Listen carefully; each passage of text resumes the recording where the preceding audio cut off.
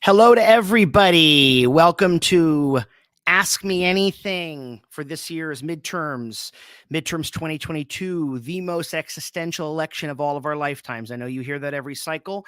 Guess what? Now it really is here. Democracy is at the crossroads, folks, and we have a huge election on Tuesday where governors, state legislatures, secretaries of state, and of course, United States senators and congressmen will be up and will be really running on, do we believe in democracy? What do the American people think about the Biden administration? How do we find a way to explore what democracy is when we have a big portion of the nation, and I say this with disappointment, not with condescension, a big portion of the nation that doesn't even invest in civics. It thinks democracy and all of its mechanisms and attributes are somehow abstract. And I'm here to tell you that they're not. We barely survived the Trump years. Trumpism is alive or well. Those of you who don't know, I'm simulcasting actually on 3 platforms. I am on Facebook Live. So hello to Facebook, hello to YouTube, and hello to Twitter. And one of the things I want to let everybody know is that my podcast, and you all should know about Dirty Moderate with Adam Epstein. I have a really wonderful, very successful, and growing everyday podcast. Thanks to you guys who've made it possible, where I've sat down with everybody from Stuart Stevens and Lincoln Project, Andrew Yang, and everybody really to talk about where we are. But to more material issues and more brass tacks issues, what about inflation? Right? What about gas prices? What about rising crime? All these things are real, and that there does seem to be a tension, I guess you could call it, between what is happening on the ground in terms of what's going on in local towns and communities and politics, which is always the case, and this sort of national media story of democracy being on the line. Of course, the horrific Dobbs decision, ending a woman's right to choose federally, throwing it back to the states, that proved very strong in its currency in a Kansas special election this past summer, where in record numbers, I think it was a 2-to-1 vote, women helped push abortion rights into the Kansas Constitution. They would not accept any kind of post-Dobbs restriction in the reddest of states. So we have that, and all these things are colliding, and a lot of people aren't sure, right, what to do and where to go. And that's what I hope to help you with here with Democracy at the Crossroads. Okay, so election night, it's Tuesday night. Early voting has ended in most places, but you can still register in a number of states on the day of. You can find all that at vote.org, and they will tell you where to vote, how to vote. I can't even believe we have to urge people to vote. Let it be known that even with the highest turnout year of 2020, there were still 101 million Americans, that's about a third of the voting population, that did not vote. So you can see that even though Trump was defeated, the Democrats did very poorly down ballot. Biden got in, but not by the sort of electoral margins of a Bill Clinton or Barack Obama. Certainly they were solid, but they were not absolutely mind-blowing. And so a lot's at risk. Now, for those that are watching and aren't familiar with me, I represent a non-affiliated point of view. Though I spent a lot of my life in the Democratic Party, I'm not in the Democratic Party. I'm also not in the Republican Party. I am democracy first. I'm part of the Never Trumper movement. I'm not here to hawk for anybody. But when I tell you that I'm voting blue, I'm not voting blue because I'm rubber stamping everything that's gone on in the last 2 years. I'm voting blue because I think we are in a better place than we were. And quite frankly, voting blue is the only bulwark right now against a sort of ascendant, authoritarian, autocratic movement, which has become MAGA. The party of Lincoln is dead. There is no more party of Lincoln. I always joke, Lincoln from the grave should sue for patent, okay, should sue for chain of title, because that is gone. There is no party of Ulysses S. Grant, Teddy Roosevelt, Dwight Eisenhower, go through the list, Jerry Ford, Ronald Reagan, all of that is gone.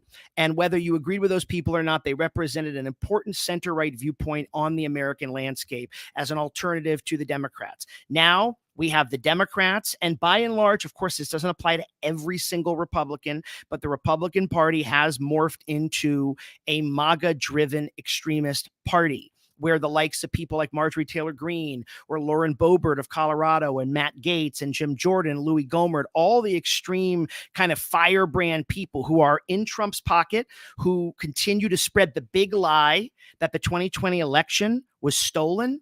This has absolutely soiled democracy, folks, and has eroded such a foundation of things we believe in. Because in a democracy, we have to agree on one fundamental thing. A, that we can disagree and get along. But number two, that one side wins and the other side loses. And if we can't agree on that, I don't have democracy, folks.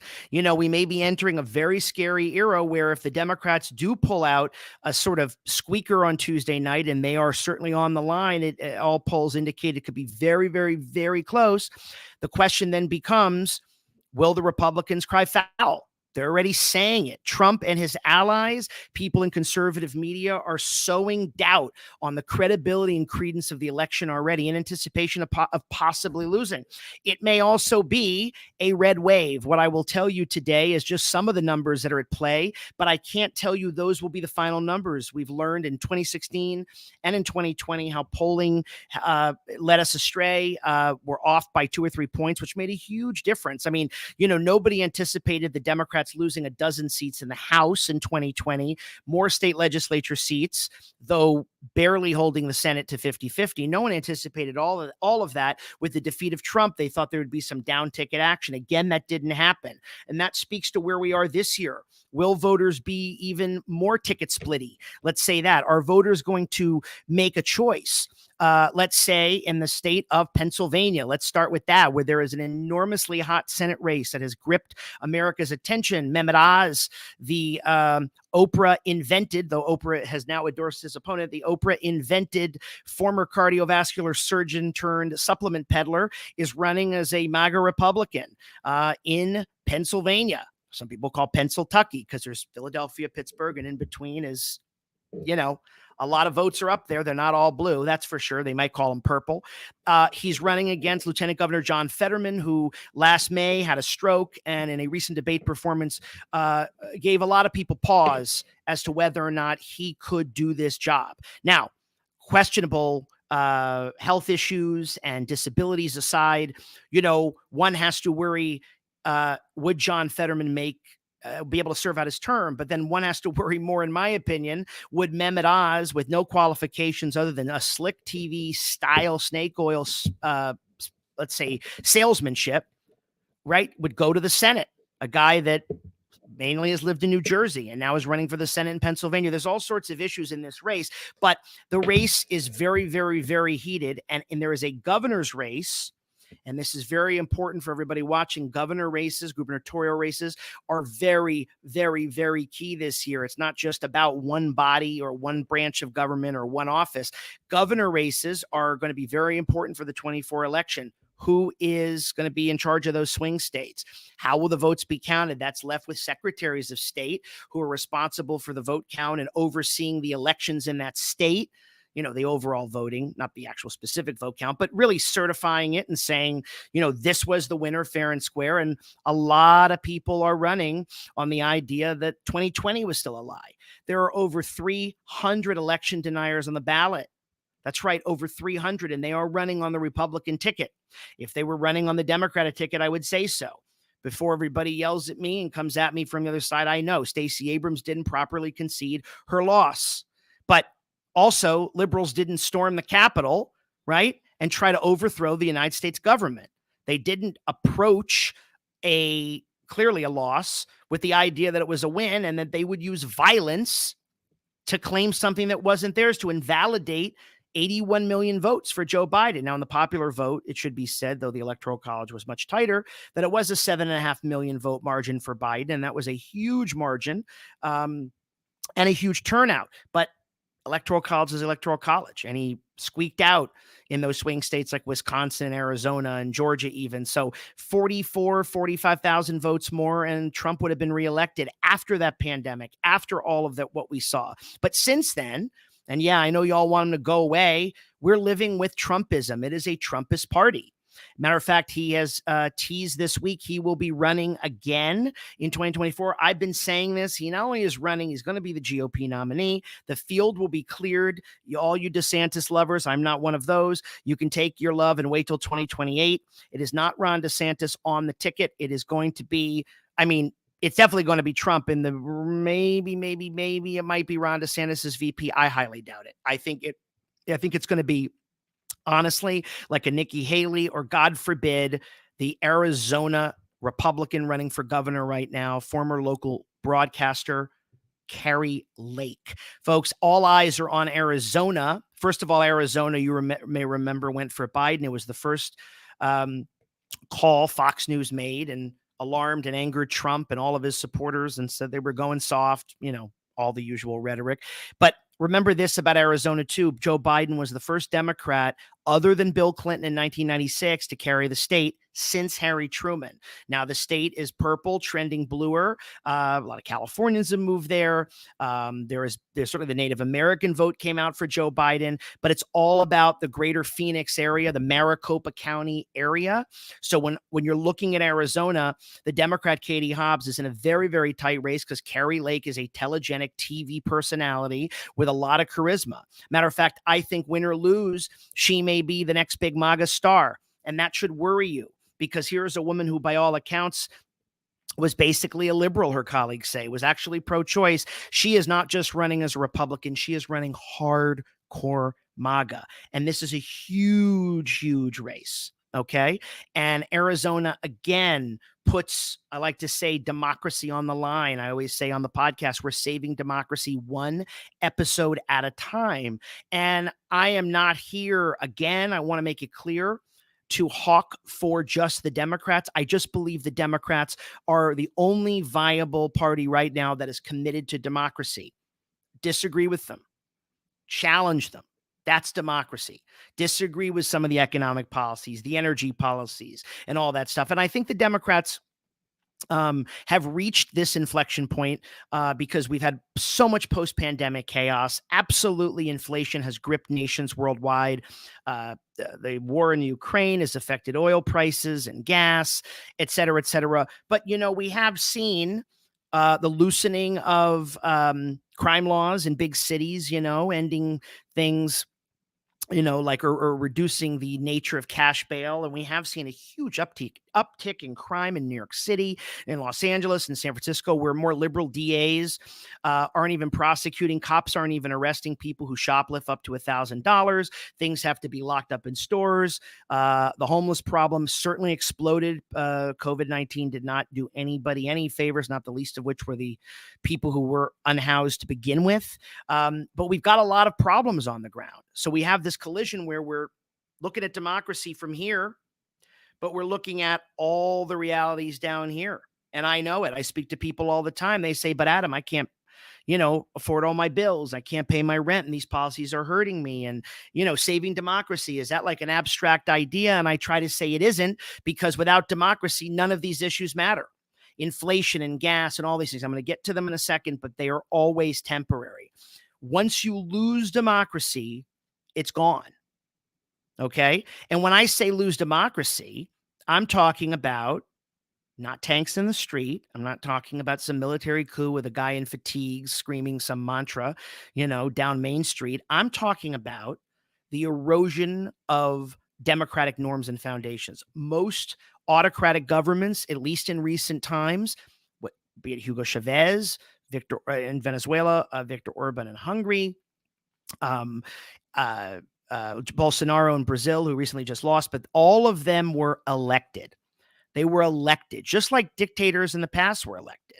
And, there were, these are important things to remember, because democracies, and this has been said by others who are experts in this too, democracies die at the ballot box. They do. They die at the ballot box because people vote in people out of frustration and rage and anger. And there is anger. There is real agitation. People feel unsettled, unsure. And again, inflation's real. If groceries cost a third more than they did a year ago, That matters. If eggs are up by 36%, that matters. The Democrats have not been listening to people because their gambit has been a different kind of gambit. It's not even always save democracy. That's part of it.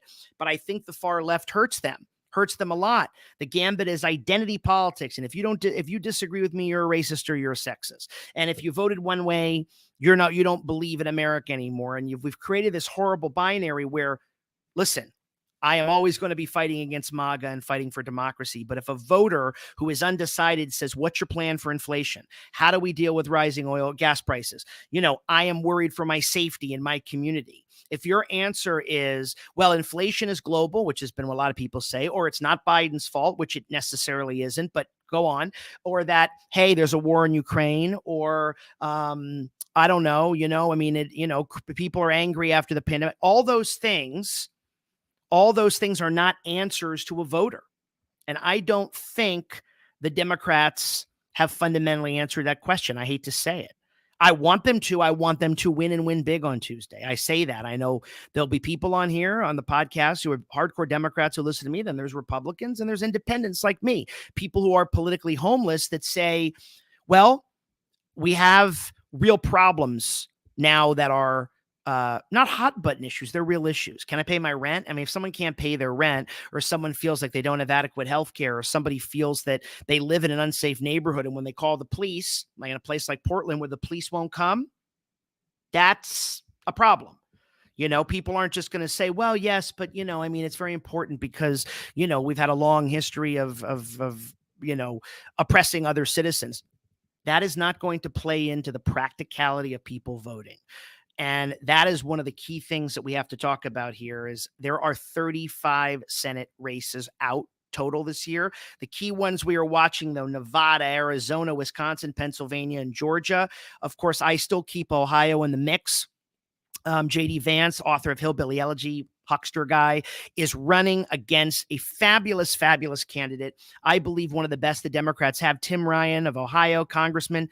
Briefly ran for president in 2020. To me, here he takes all the things the Democrats should do. He talks bread and butter to union workers, to families, to women with children, all of that. And he says, here's what we're going to do. The Republicans are going to make this worse. The Republicans are going to cut taxes for the wealthy. Here's what I'm going to do. I agree with Trump that China's been too powerful and they've ripped us off. I'm going to take them on. And all these lousy trade deals, they've hurt you. Tim Ryan says there is validity to an economic populism, but it can't be laced with fascism and an absolute innate contempt for democracy. But he's out there doing the message. Unfortunately, Ohio has become so red.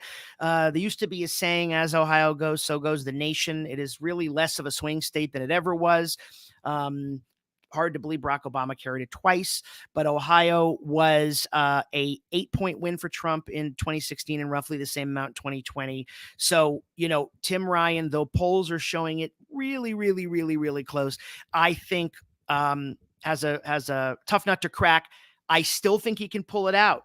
And remember, if the Democrats win in Pennsylvania, the Fetterman-Oz race I was talking about, or if they win in Ohio, those would be pickups, right? The Senate's 50-50 now. So the Republicans need one seat to change the majority. That's right. And the House, Republicans only need 5 seats.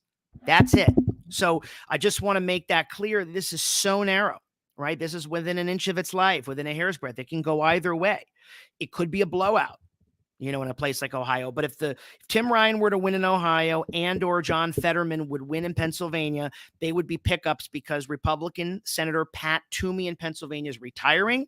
That race is open to either Fetterman or Oz. And Rob Portman, a longtime kind of moderate conservative senator from Ohio, he's stepping down.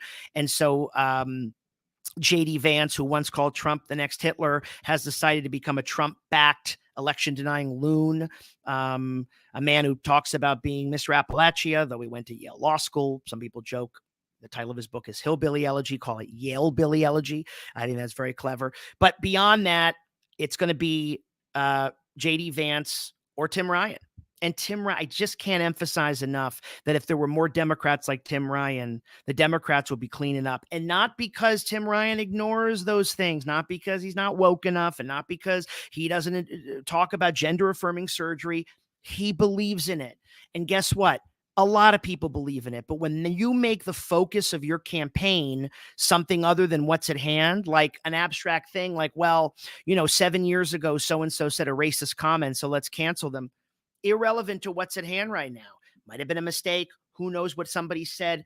None of this is worthy of being defended, but it has to be said that when you're out there running just on ethnicity or race or gender, you are closing off your opportunities. You are making it less likely that people will vote for you. Why? Because people, especially immigrants, and the Democrats have a hard time with this. The reason people are concerned about the border and the reason people don't like rhetoric like America, the horrible place, America, the oppressor, is because the Democrats are missing the point. I was talking earlier today about if a Bangladeshi immigrant now lives here, coming from a war-torn place, and sets up shop, runs a grocery store, gas station, whatever, has their family, owns a car, maybe saving money for a house. This is paradise. They are so happy. And they actually came here legally, and they don't like that the border is wide open and that people just come here.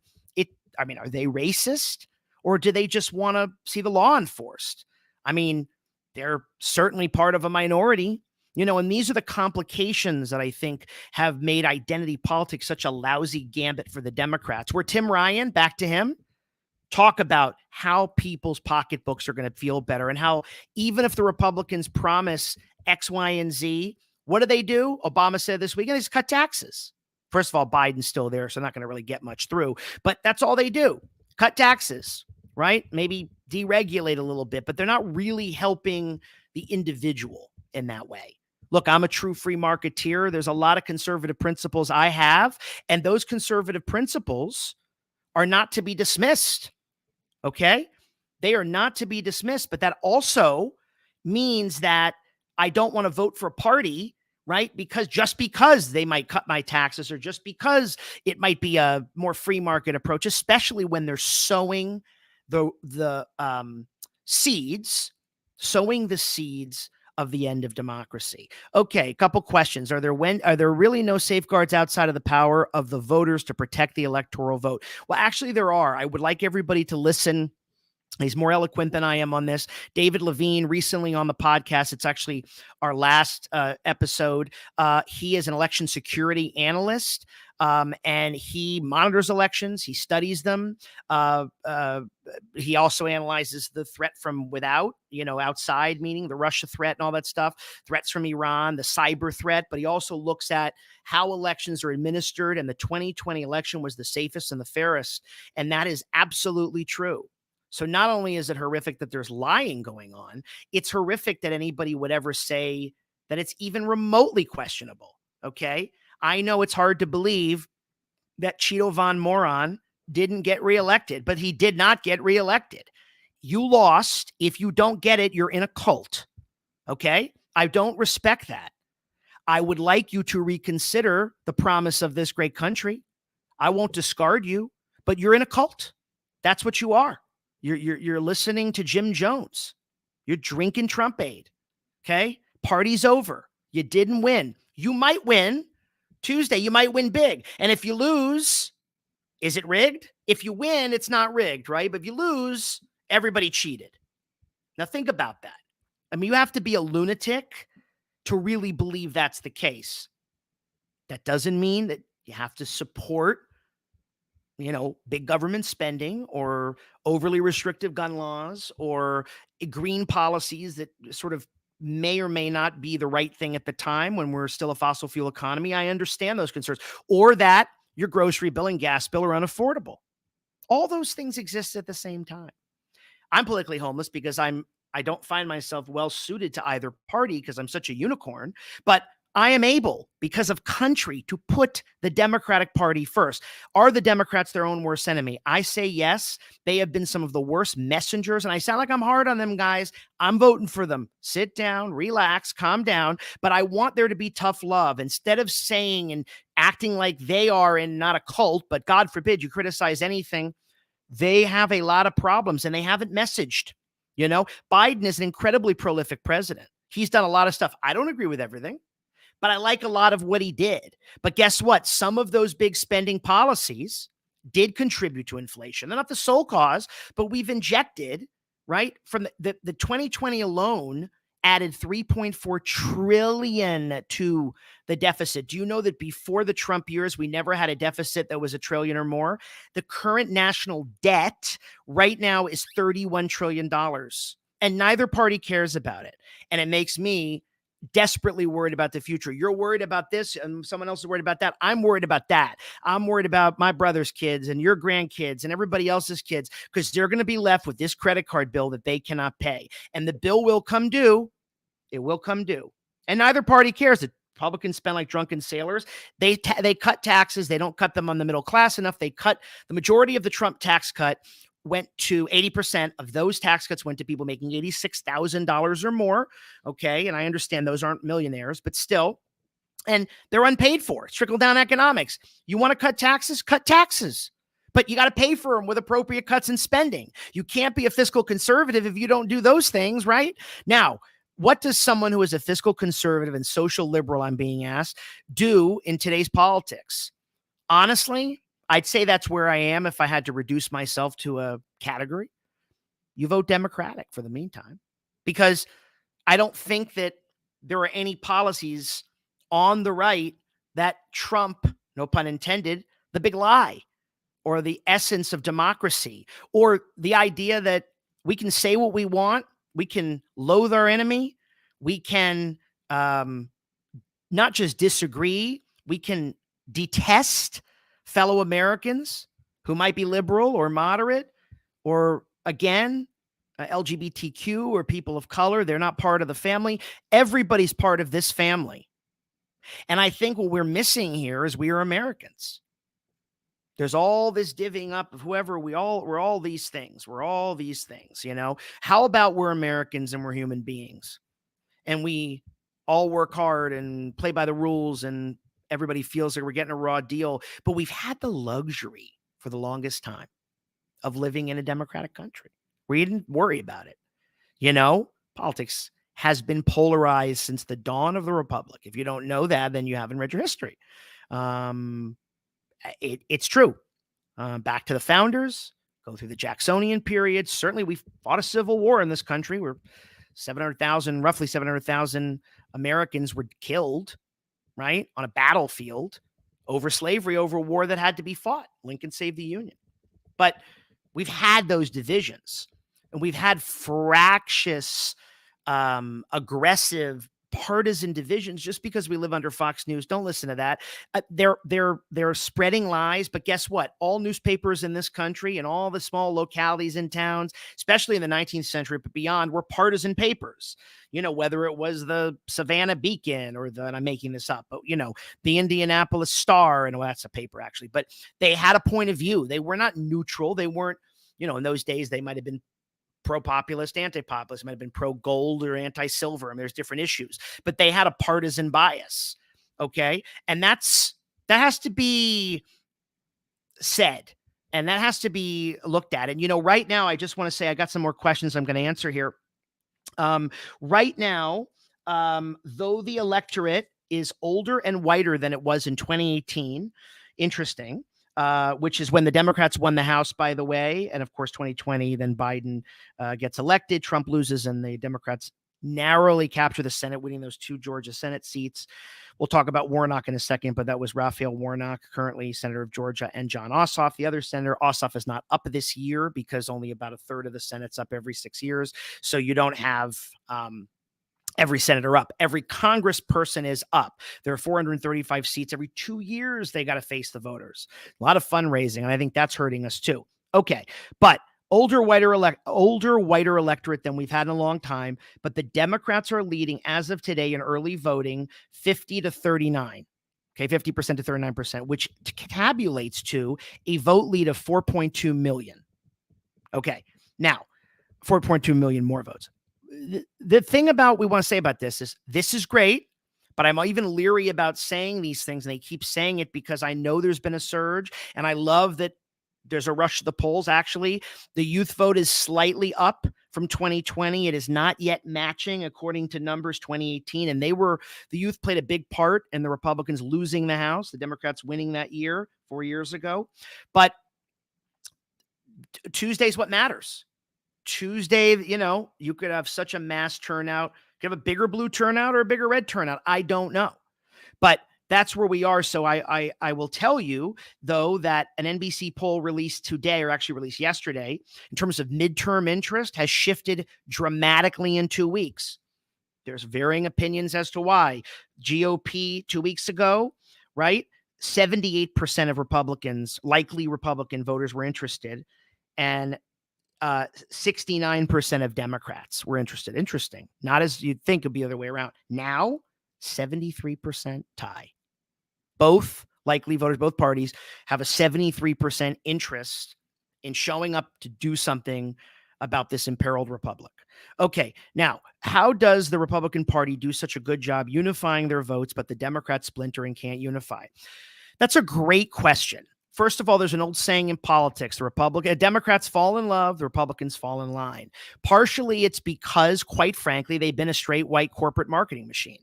They're much more homogeneous. They believe in your turn. There's a much more entrenched hierarchy. You might say it's a more conservative idea.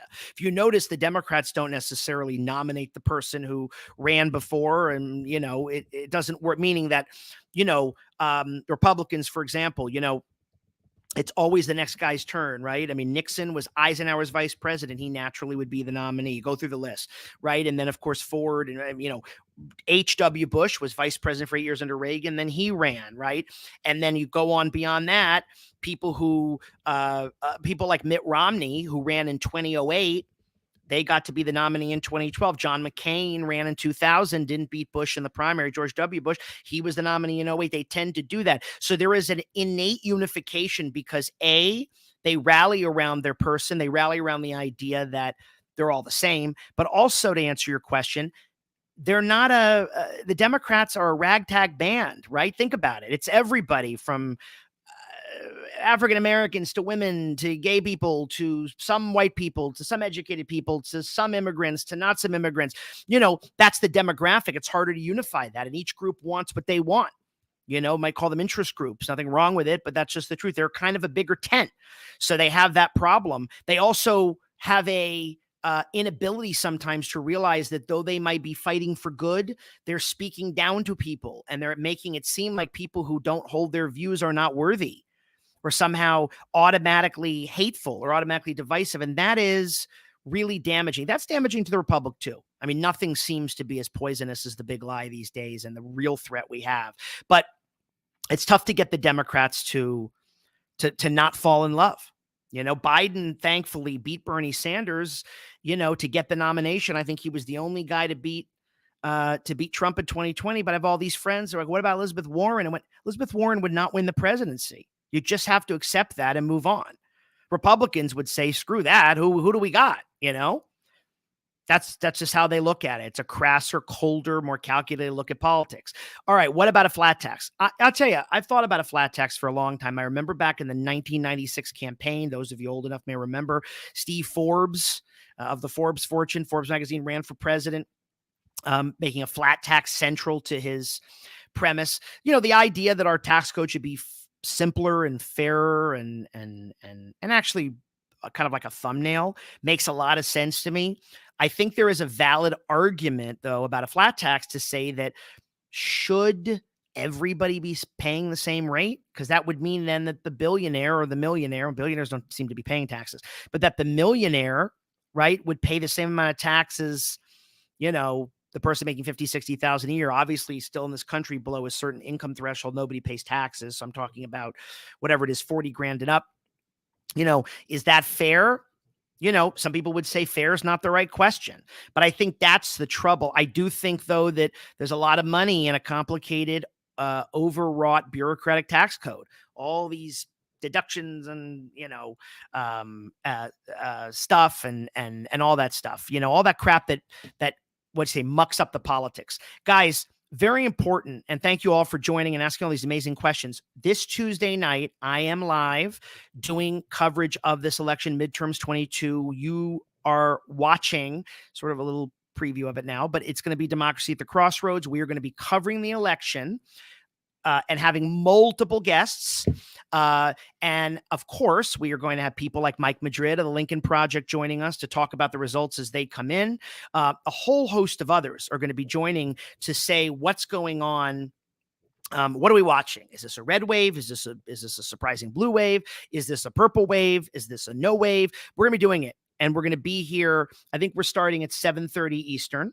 And we'll be right here and we'll be simulcasting. And I want you all to be tuned in because you know what? I'm going to give it to you straight. I'm going to give it to you like a dirty moderate. I'm not here to be MSNBC or Fox. I'm not here to spin. I'm not here to work for a party. I'm here, though, to say that I'm desperately worried about America. And this election is a huge determinative fact toward what happens in 2024. I think these are the last two elections, folks.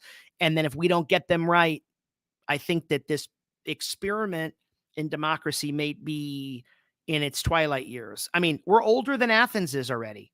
And that was the sort of great example, right, of the local town square. I mean, we're a representative republic, right? We elect somebody to go and they do the bidding and the politics for us. But in Athens, they all gathered. We don't have a direct democracy. So when people get mad and say, well, we're not a republic, I said, well, actually, we are a republic. And that's what the founders did, because the founders actually didn't trust the people. They didn't. That's why the Senate was put in. The House was the people's house. The United States Senate, you didn't have direct election of the senators until like 1915 and the 13th Amendment, I think it was.